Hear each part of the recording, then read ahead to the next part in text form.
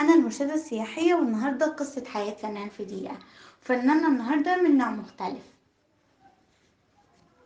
فناننا النهاردة الفنان الجميل لوسي ابن طنط فكيهة، جمال رمسيس الله يرحمه.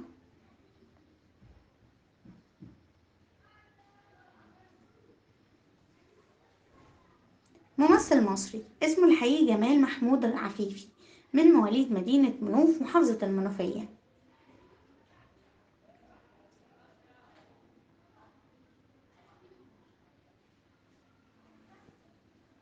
كان والده يعمل نجار بفرقة مسرحية تجوب الأقاليم، أما الأم فكانت من عرب سيناء، فلم تكن تركية أو إيطالية كما كانت تروج الإشاعات.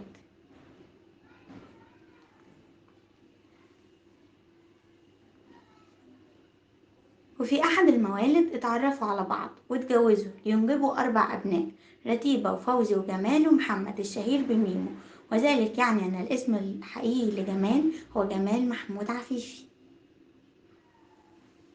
اكتسب جمال وإخوته لقب رمسيس من خلال عملهم كلاعبي أكروبات، اللي شاركوا لفترات طويلة جدا في فقرات في سيرك الحلو، وبعد كده عملوا فرقة خاصة ليهم متجولة من الإخوة ال4 وسموها فرقة رمسيس.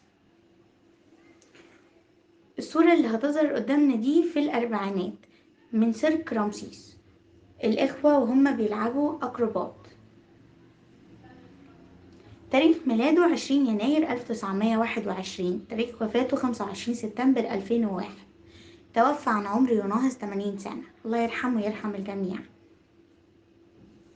أبوه وأمه قرروا إن هم يسافروا لأوروبا ويعرضوا كل الفقرات بتاعتهم حول العالم، يخلوا الناس كلها تتكلم عليهم وتتكلم على ولادهم. فعرضوا في باريس وأمريكا ونيويورك وحتت كتيرة جدا، وذاع صوتهم واتشهروا بالإخوة رمسيس أو بفرقة رمسيس. بعد أن توفى والدهم نزلت الستار على فرقة رمسيس وقرروا إن هم يرجعوا تاني للقاهرة، وكانت عيونهم في الفترة دي على التمثيل. أخوه الفنان ميمو رمسيس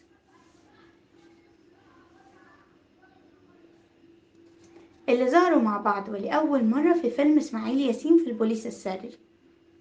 علشان كده اتكتب على التتر الأخوان ميمو رمسيس وجمال رمسيس من التلفزيون الأمريكي.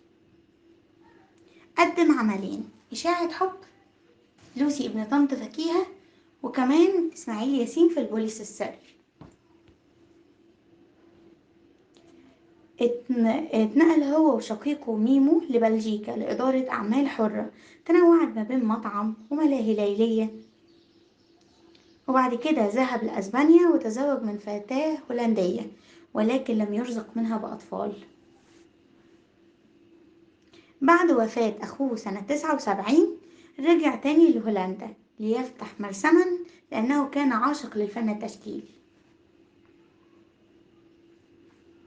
علاقته برأفت الهجان، في ناس كتيرة قوي كانت فاكراه رأفت الهجان لأن ظهرت إشاعة في التمانينات بعد المسلسل رأفت الهجان على طول، علشان كانت نفس التسريحة بتاعت محمود عبد العزيز في المسلسل هي نفس التسريحة بتاعت جمال رمسيس.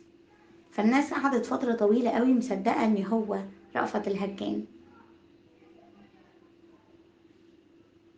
ولأن قصة حياة الفنان لا يمكن تكون في دقيقة، وعشان كده استنونا في قصص حياة الفنانين اللي جاية.